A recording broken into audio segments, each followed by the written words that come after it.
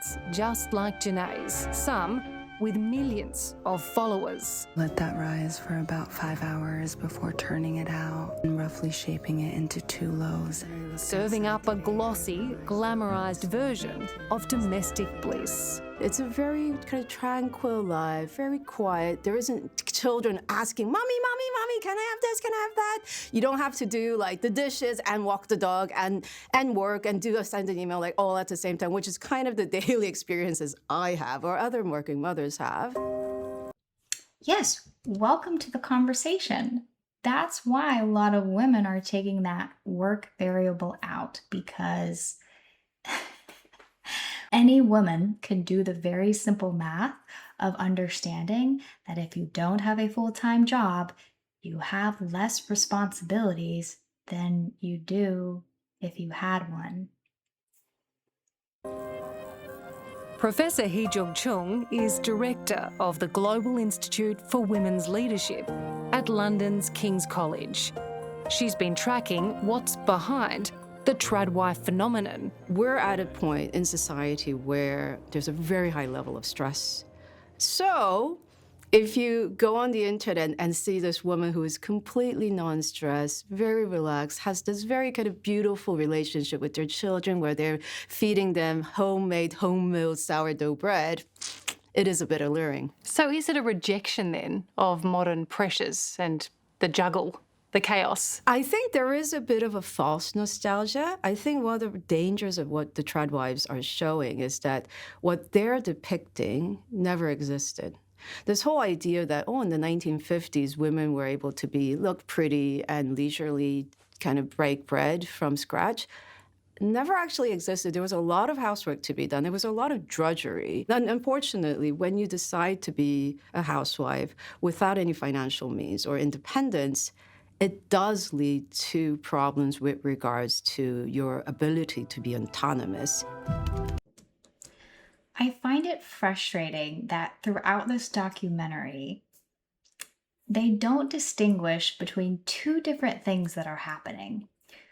One, tradwife content on social media that is, shocker, unrealistic, and not something that has ever existed.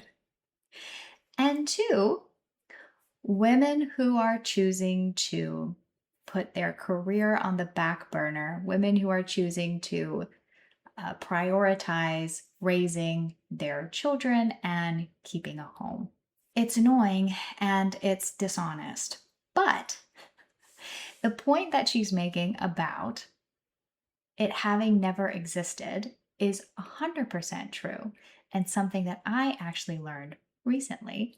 A man is provider, woman is a stay-at-home mom. That's a modern idea. That is not a traditional idea, my friends. Husband goes to work, kisses his wife in the morning, takes his briefcase, walks off, comes back home for dinner. Mother is around the house doing householdish things and the kids. And then that is the traditional nuclear family unit that we should aspire to. The only time in history when that has happened really started in the 1940s. That is a consequence of technological and industrial changes that happened because of technology, especially in the Western world. But you go back before 1940, and that's not how it went down. There was something called the Household Economic Project. Usually there was agrarian societies or these small towns and communities. Certain households had certain specialized kinds of labor, if not farming, where they were maybe the blacksmith, maybe they were the shoemaker, whatever. The husband would not grab a briefcase at 8 a.m. in the morning and walk off and go to the high-rise down the street. There weren't even high-rises. There weren't like offices and cubicles where men spent their 8, 9, 10 plus hours of lonely existence typing away at computers. It didn't exist. The same thing is not healthy for a woman to do. It's absolutely not healthy for a mother of young children to do. That is a very modern construct. That is not traditional, my friends. The husband would work from home. The wife would also work from home. They'd often work together. The kids would often work with them. And the amount of time they spent separate was much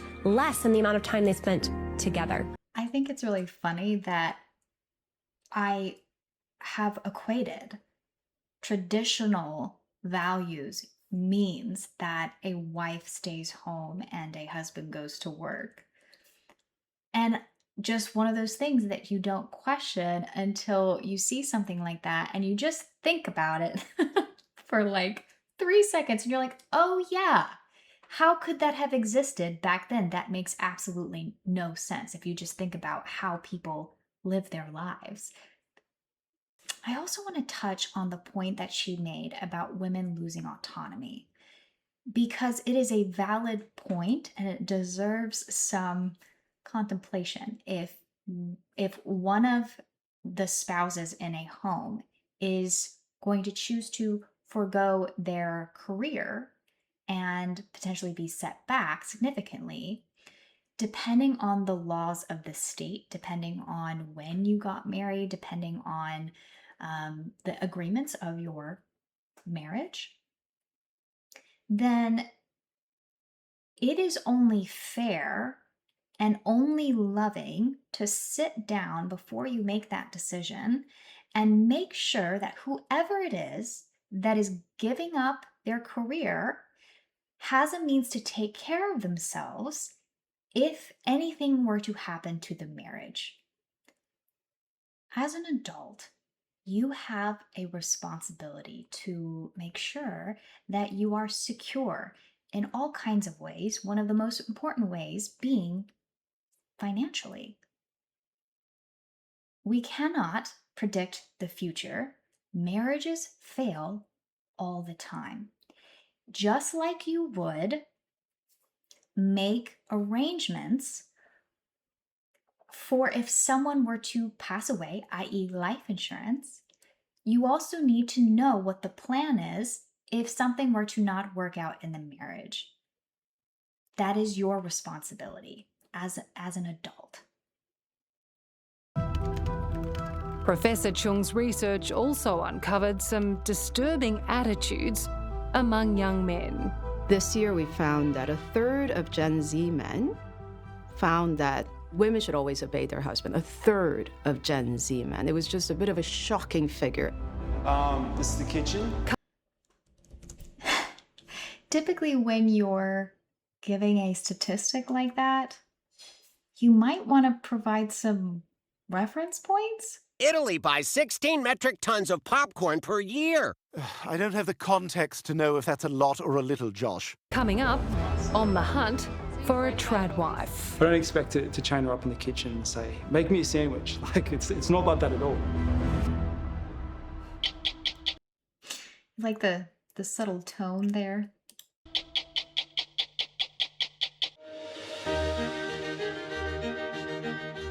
This lavish Gold Coast home has it all.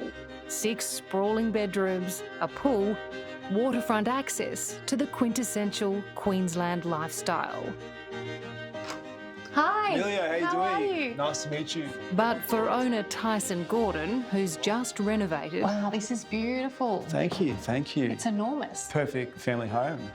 it's missing much more than furniture. Come upstairs and I'll show you around. So I hear you're looking for a trad wife. Yeah, traditional partner, yeah. For me, it would be someone with good communication, mutual respect for one another, kindness. It would be me being the provider and protector for the family, and her being a good mother to my children. This is the kitchen. We've got like a nice little entertaining area out here as well. Are you looking for someone to cook and clean and run the house? I don't expect to chain her up in the kitchen and say, make me a sandwich. Like, it's not like that at all.